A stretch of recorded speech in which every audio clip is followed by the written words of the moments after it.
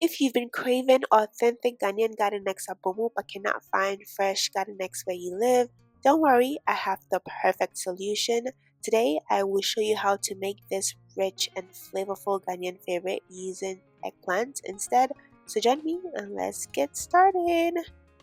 The best part about this recipe is that you don't have to skip it just because you can't find garden eggs. Eggplants make a great substitute and still gives you a delicious traditional dish. And trust me, once it's cooked, it tastes so close to traditional garden eggs that you probably won't notice the difference. And the best part is you can find eggplants in almost any grocery store. So we'll start by prepping our eggplants. I'm just chopping it up into chunks so it softens nicely and it'll be easy to mash later on.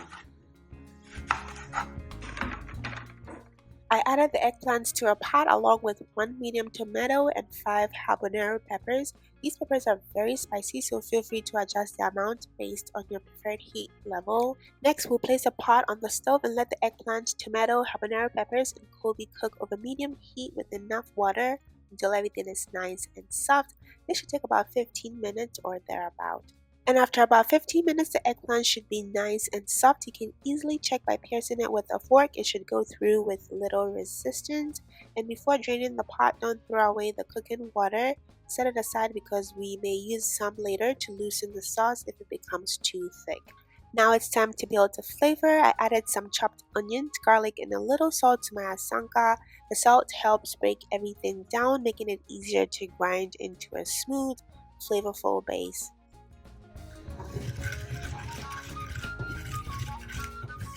Once the onion and garlic are nicely ground, it's time to add the cooked habanero peppers and eggplant.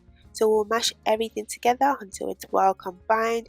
And you don't want it to be completely smooth. A little texture is what gives it that authentic abomu and homemade feel. So we'll continue mashing everything together until it's well combined. A little texture is exactly what we're looking for.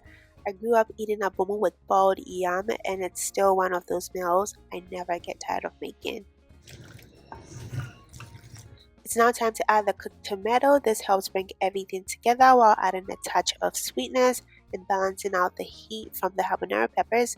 We'll then continue mashing until everything is well incorporated. At this point, give the abomu a taste and adjust the salt if needed. And if it's a little too thick, this is where the cooking water we set aside comes in. Add a little at a time until you reach your desired consistency. Now that everything is smashed together, we'll set this aside for now and then we'll get our yam ready to boil here. Now let's get the yam ready. If you know, picking a good yam can be a bit of a gamble. Sometimes you get the one that's perfect and other times not so much, but it looks like we got a good one today. I'm just going to peel off the skin and then cut them into medium-sized chunks so they can cook evenly. And do you know what pairs really well with garden eggs abomu aside from boiled yams? Some plantains, cocoyam, cassava, or even rice. They're so good. I'd love to know which one is your favorite. Let me know in the comments.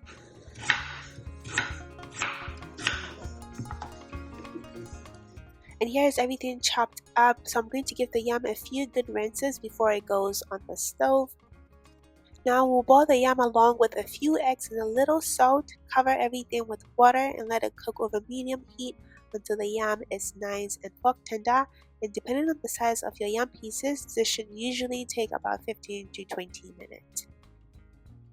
Now let's check on the yam. It should be nice and fork tender at this point, so we'll go ahead and drain the water. We'll then set the yam aside. I'll also go ahead and transfer the eggs into a bowl of cold water so it's easier to peel once it has cooled down. Now we'll add the palm oil to a saucepan and we'll let it heat up for about a minute or two. You can substitute it with another cooking oil if you prefer, but honestly, palm oil is the way to go. It gives abomu its signature flavor and it really brings the whole dish together. So delicious.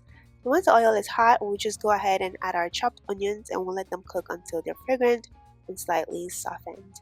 While the onions are cooking, I'm adding my sardines to the ground eggplant mixture. Feel free to use any protein you like, smoked fish, salmon, or mackerel. They all work beautifully with this recipe. And once the onions are fragrant and softened, I'll add it to the ground eggplant mixture, then give everything a good mix so all those flavors can come together beautifully. So we'll take our time mixing everything together so the palm oil coats every bit of the eggplant. You want the flavors to be evenly distributed in every bite. Just look at how delicious this abomu looks. Cannot wait to dip my yam into this sauce. So good. And just like that, friends, our authentic Ghanaian eggplant abomu is ready to enjoy. Pair with your boiled yam, plantains, cocoyam, or cassava for a delicious meal.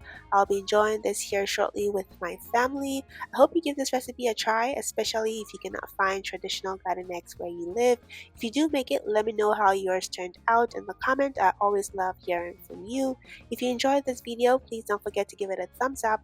Subscribe if you haven't already, and until next time, stay safe and blessed always.